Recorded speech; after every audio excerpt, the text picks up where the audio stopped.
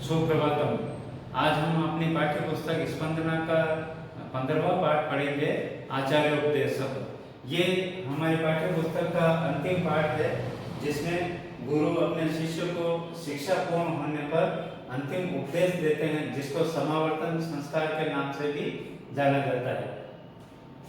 विश्व वाङ् में पहले हम पाठ की भूमिका पढ़ रहे हैं। विश्व वाङ् में वैदिक साहित्य से महत्वपूर्ण स्थान अस्ति। संपूर्ण विश्व वाङ्मय में जो भी हमारा साहित्य है, विश्व साहित्य, उसमें वैदिक साहित्य का महत्वपूर्ण स्थान है। वैदिक साहित्य चत्वारः वेदा। वैदिक साहित्य में 4 वेद हैं, तेषां व्याख्या रूप और उनकी व्याख्या के स्वरूप ब्राह्मण ग्रंथ, आरण्य ग्रंथ, उपनिषद च सन्ति और उपनिषद आदि हैं। तत्र अष्टोत्तर 100 वहाँ पर अष्टोत्तर 100 यानी 108 उपनिषदं परिगणनम् अस्ति। उनकी परिगणना की गई है, परंतु प्रमुखानां 10 उपनिषद पठनम पाठनम सर्वत्र एव भवति। किंतु प्रमुख रूप से 10 उपनिषदों का ही पठन पाठन सर्वत्र प्राप्त होता है, जहाँ पर संस्कृत और वेदाध्ययन का कार्य चलता है। तो श्लोक के माध्यम से दिया गया है कि ईश केन कठ प्रश्न मुंड मांडुक्य तिथिवि एतरेयं च छांदोग्यम बृहद आरण्यकम दशः। अब जो नाम है उनके आगे आप उपनिषद शब्द जोड़ते जाए तो ये 10 उपनिषद है। जैसे ईश से ईशावास्योपनिषद, केन से केनोपनिषद, कठ से कठोपनिषद, प्रश्नोपनिषद, मुंडकोपनिषद, मांडुक्योपनिषद, तैत्तिरीयोपनिषद, फिर ऐतरेयोपनिषद, छांदोग्योपनिषद और बृहद आरण्यकोपनिषद। इस प्रकार से 10 उपनिषद है। आपने जो भारत का आदर्श वाक्य, जो भारत सरकार का चिन्ह है, उसका आदर्श वाक्य एक आपने लिखा होगा, मुंडकोपनिषद से लिया गया, सत्य में जयते। तो ये मुंडकोपनिषद से लिया हुआ आदर्श वाक्य है, यानी सत्य की ही सर्वदा विजय होती है। प्रस्तुत पाठ तैत्तिरीयोपनिषद। प्रस्तुत पाठ तैत्तिरीयोपनिषद के शिक्षा वल्ली तक उद्धृत। शिक्षा वल्ली से लिया गया है। विद्या समाप्ति अनंतरम, ये लिखा हुआ है विद्या समाप्ति अनंतरम, तो इसको विच्छेद करके पढ़े तो समाप्ति प्लस अनंतरम, यहाँ पे यण संधि हुई है। विद्या समाप्ति के पश्चात छात्र से समावर्तन संस्कार से अवसर है। छात्र के समावर्तन संस्कार के अवसर पर, जिसको दीक्षांत समारोह भी कहते हैं, यानी गुरुओं के जो अंतिम उपदेश है, क्योंकि उसके बाद वो सामाजिक जीवन जीने के लिए छात्र समाज में जाता है। जब वो युवा बन जाता है, फिर उसका वैवाहिक जीवन प्रारंभ होता है, तो उस समय अंतिम जो संस्कार होता है वो है समावर्तन संस्कार, यानी ब्रह्मचर्य आश्रम का। तो उसको दीक्षांत संस्कार भी कहते हैं। उस अवसर पर आचार्य का शिष्यम उपदिशति, आचार्य शिष्य को उपदेश देते हैं। शिष्यम उपदिशति, तो यहाँ उपसर्ग पूर्वक दिश धातु, उपदेश के कारण यहाँ शिष्य शब्द में द्वितीय विभक्ति। तो आचार्य शिष्य को उपदेश देते हैं। तस्य एव वर्णन, उसी का वर्णन शिक्षा वल्ली इत्यत्र, उसी का वर्णन यहाँ शिक्षा वल्ली नामक अध्याय में किया हुआ है। अस्मिन् पाठे, इस पाठ में तस्य एव सारांशस्य, इस पाठ में उसी का सारांश का उल्लेख अस्ति, उल्लेख किया गया है। ये अभी पूर्व में पढ़ी जो हमने, ये पाठ की भूमिका थी। अब हम पाठ का अनुवाद करते हैं। ये पाठ देखने में आपको छोटा लगता है, पर इसके जो अर्थ हैं, जिसका जो अर्थ है वो बहुत ही भावपूर्ण है, गंभीरतापूर्ण, और इसमें बहुत सारा, चाहे तो आप एक लाइन पर आधे घंटे तक प्रवचन दे सकते हैं। तो शब्द देखें, वेदम अनुच्च आचार्यो अंतेवासिना अनुशास्ति, यानी ये यहाँ से लेकर यहाँ तक पूरा एक है। तो इसका हम विच्छेद करेंगे तो कितने शब्द बनते हैं पहले देखते हैं। तो सबसे पहला शब्द है वेदम, फिर अनुच्चय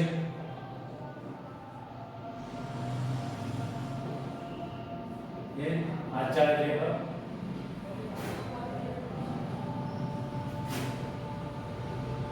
अंत्यवासिना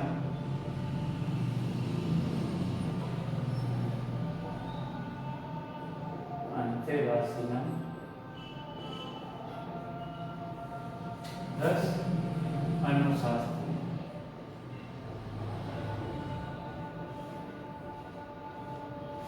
इस प्रकार इसमें कितने शब्द हो गए? 5 शब्द। 5 शब्द मिलकर के ये पूरी एक लाइन एक ही शब्द में सामासिक पद बना दिया। तो वेदम प्लस अनुच्चय, यहाँ पर संयोग होता है। फिर अनुच्चय प्लस आचार्य, यहाँ दीर्घ संधि हो रही।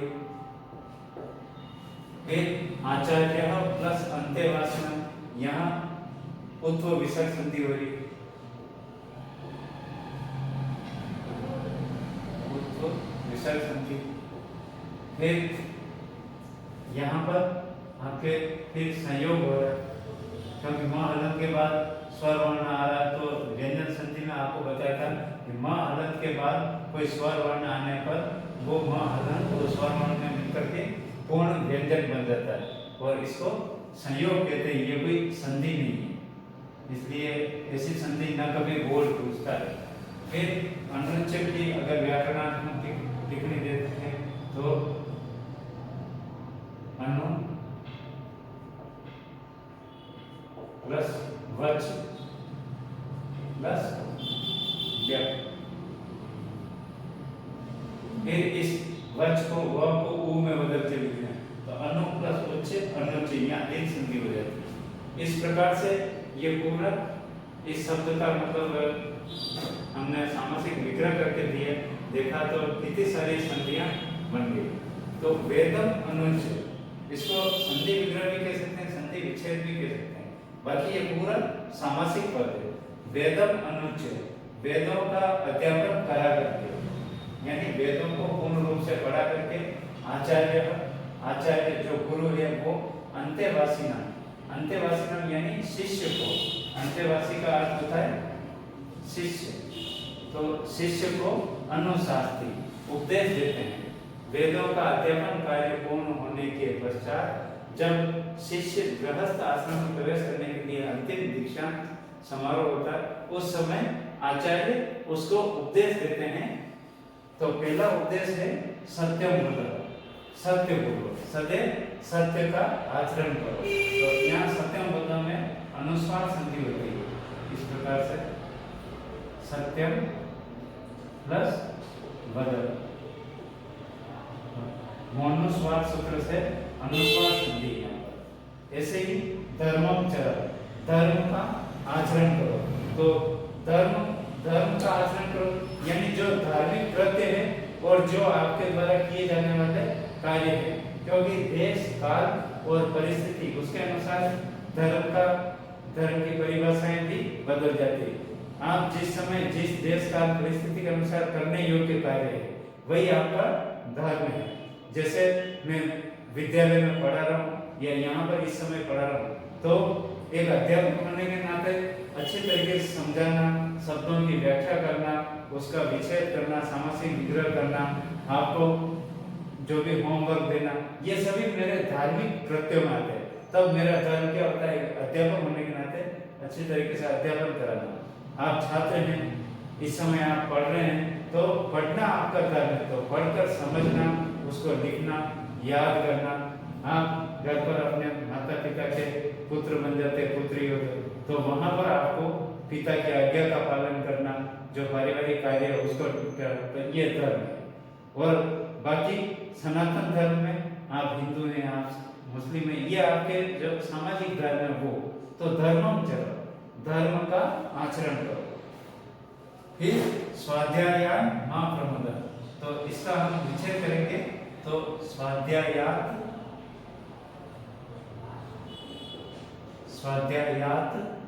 प्लस मां, तो यहाँ पर अनुनासिक संधि होगी, अनुनासिक संधि। स्वाध्याय से मां प्रमोद, प्रमाद मत करो।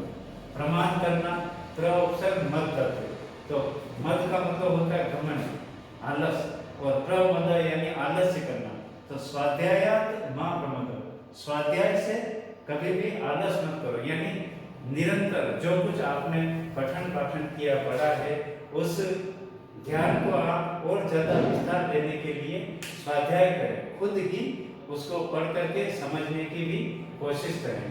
फिर सत्या न प्रमदितव्यम, सत्यान्न लिखा हुआ है, तो इसका हम विचार करेंगे तो शब्द होगा सत्यात् प्लस न, यहाँ पर भी अनुनासिक संधि हो रही है और शब्द बन रहा है सत्यान्न।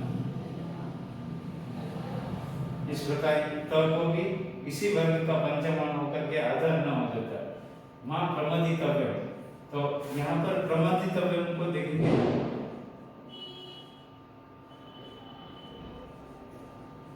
तो प्र उपसर्ग मद धातु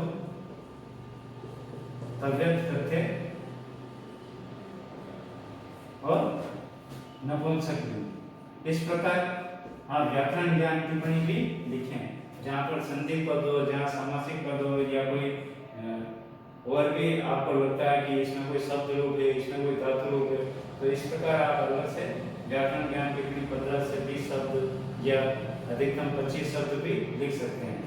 ऐसे तो सत्य से प्रमाद नहीं करना चाहिए, यानी सत्य से कभी आलस्य नहीं करना चाहिए। फिर धर्मान न प्रमदितव्यम, यहाँ पर भी यही संधि है, धर्मान न लिखा हुआ है, तो इसको विच्छेद करेंगे तो धर्मात् प्लस न, अनुनासिक संधि। धर्म से भी हमें प्रमाद नहीं करना चाहिए, यानी जहाँ धार्मिक कृत्य होते हो, कोई भी धर्म के कार्य, घर में कोई मांगलिक कार्य होते हो या पूजन विधान के कार्य होते हो, तो ऐसे कार्यों से कभी भी प्रमाद नहीं करना चाहिए, आलस्य नहीं करना चाहिए। और कुशलात् न प्रमदितव्यम, कुशलान्न में भी ये संधि होगी, कुशलात् प्लस न, अनुनासिक संधि। तो कुशलता से भी कभी भी प्रमाद नहीं करना है। अब कुशलता और कौशलता, कौशलता होती है किसी चीज को सीखना, कि सीख करके आप उसमें दक्षता हासिल करें, और कुशलता होती है अपने आप को सुरक्षित रखना, खुद स्वच्छ रहना, सुरक्षित रहना, रोगग्रस्त नहीं रहना, अपने लिए सुख सामग्री जुटाना, ये सभी शब्द कुशलता से संबंधित है, और कुशलता से ही कौशल शब्द बना हुआ, तो कुशलता से कभी प्रमाद नहीं करना चाहिए। ऐसे ही बुद्धि ही न प्रमदितव्यम, कभी भी बुद्धि ही, बुद्धि की ऐश्वर्य, तो ऐश्वर्य से जो हमें जीवन जीने के लिए, जो हमें सामाजिक जीवन जीने के लिए जो जो आवश्यक सामग्री है उसको प्राप्त करने के लिए कभी भी प्रयास छोड़ने नहीं चाहिए, हर समय प्रयासरत रहना चाहिए। अपने परिवार के सुख सुविधा के लिए, खाने पीने के लिए भोज्य पदार्थ है या जो भी शिक्षा के उचित प्रबंध है उसके लिए जो रुपये पैसा अर्जन करना, धर्म के कार्यों के लिए धन खर्च करना, ये सभी कार्य भूति यानी ऐश्वर्य से संबंधित है। आपको अच्छी कोई व्यवस्था चाहिए, सामाजिक व्यवस्था, उसमें आप बदलाव चाहते हैं, तो उसके लिए भी आपके पास रुपया पैसा धन होना चाहिए। तो ऐसे कार्यों से आप न तो स्वयं प्रमाद करें और न ही उसके प्रति आसक्त हो। ये दोनों कार्य इस भूति ऐश्वर्य से संबंधित है, यानी ऐश्वर्य से कोई प्रमाद नहीं करना चाहिए। अगर जरूरत है तो उसके लिए प्रयास करके उसको प्राप्त करना, और अच्छा जीवन जीने के लिए जरूरी है कि आप स्वयं प्रयास करके रुपया पैसा धन कमाएं और उसको अच्छे कार्यों के लिए खर्च करें। फिर स्वाध्याय या प्रवचनाभ्याम, स्वाध्याय और प्रवचनों से न प्रमोदित करना, प्रमाद नहीं करना चाहिए। एक तो स्वाध्याय से प्रमाद नहीं करें और प्रवचन, जहाँ कहीं धार्मिक कार्य कथा प्रसंग चल रहे हों, किसी भी धर्म में, चाहे वो हिंदू है, चाहे मुस्लिम है, चाहे ईसाई है, कहीं धार्मिक कथाएं चल रही हो, कोई गुरु कहीं उपदेश दे रहे हैं, तो उसमें कभी भी कोई व्यवधान नहीं करना चाहिए। अगर आपको उसको सुनना पसंद नहीं है तो उसको आप छोड़ दें, पर उससे कभी प्रमाद नहीं करें, आलस्य नहीं करें और बेवजह उसको रोक उपद्रव करने की कोशिश नहीं करें। देव पितृ कार्याभ्याम न प्रबंधितव्यम। देव पितृ कार्याभ्याम, एक तो देवताओं के कार्य, जहाँ पर कोई भी शुभ मांगलिक कार्य हो रहे हो, जैसे हवन होना, कथाएं होना, ये सभी देव कार्य कहलाते हैं। कहीं पूजा विधान होना, कहीं नमाज अदा करना, तो कुछ भी कार्य चाहे वो किसी भी धर्म में हो, ऐसे। और पितृ कार्य, जो अपने पितृ हो चुके हैं, जैसे अपने पिताजी के पिताजी, दादाजी, उनके भी पिताजी, तो जो अपने पूर्वज हो चुके हैं, उनके लिए कोई श्राद्ध की तिथियां आती है, और साथ में एक बार जो श्राद्ध पक्ष आता है उसमें उनके गोग्रास निकालना, या उनके लिए कोई भी हवन आदि कार्य करवाना, ब्राह्मणों को भोजन करवाना, दान पितृ कार्य जो भी होते हैं, ऐसे कार्यों से कभी भी प्रमाद नहीं करना चाहिए, आलस नहीं करना चाहिए। फिर मातृदेवो भव, मातृदेवो भव, माता को देव तुल्य समझो, क्योंकि उसी की वजह से आपका वजूद है। आपका हमारा वजूद किसके कारण है? हमारे माता और पिता के कारण।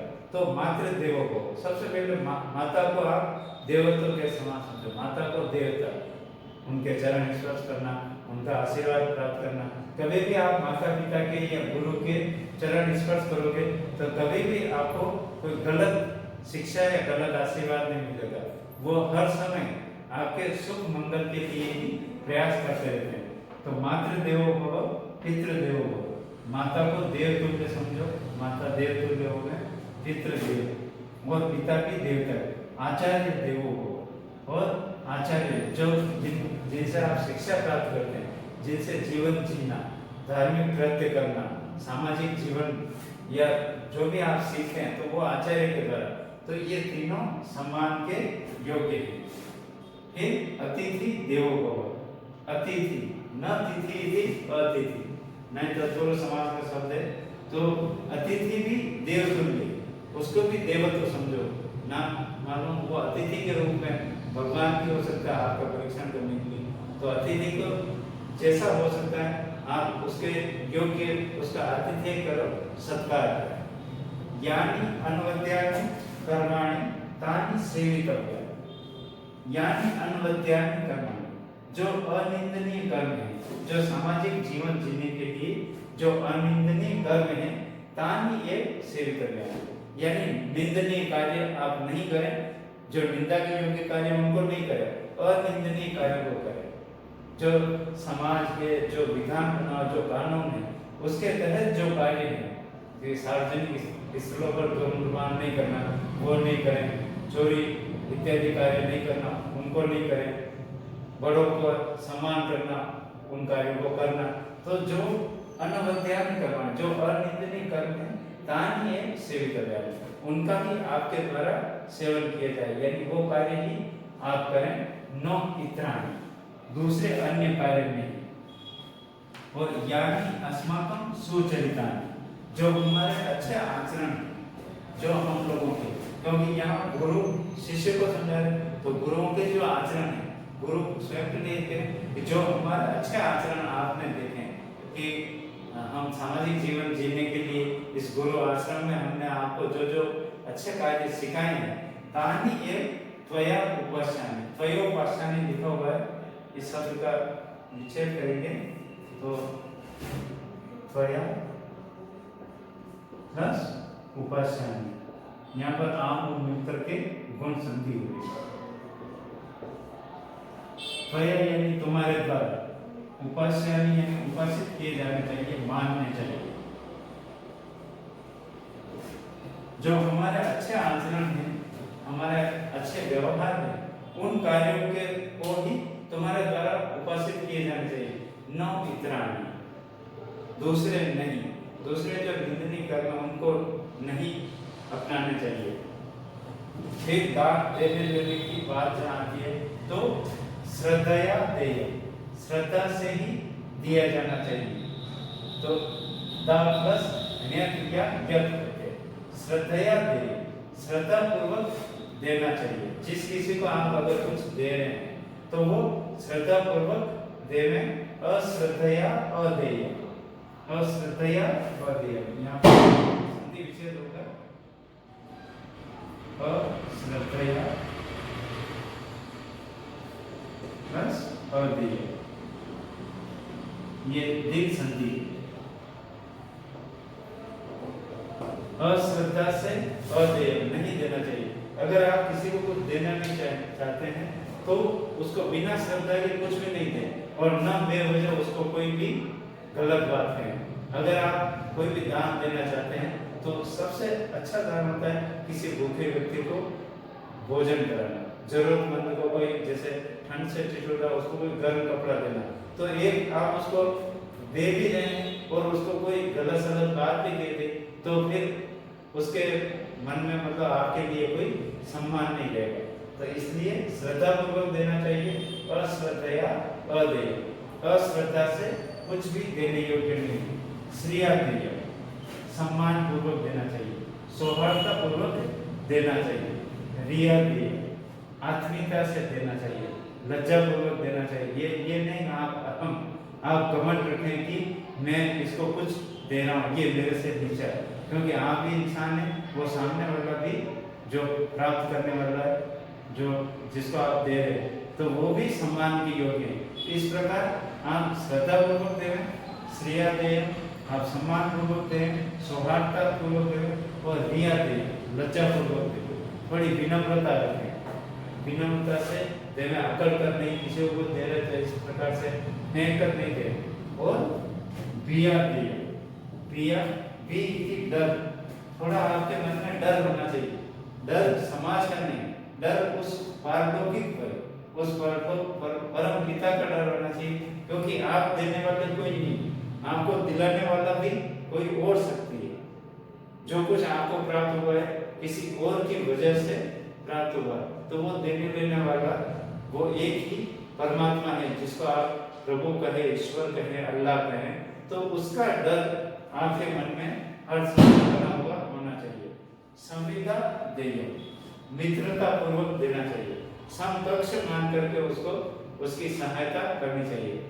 आप स्वयं को ऊंचा समझे, उसको नीचा समझे, ऐसा नहीं। ऐसा आदेश, ऐसा उपदेश, यही आदेश है, यही उपदेश है।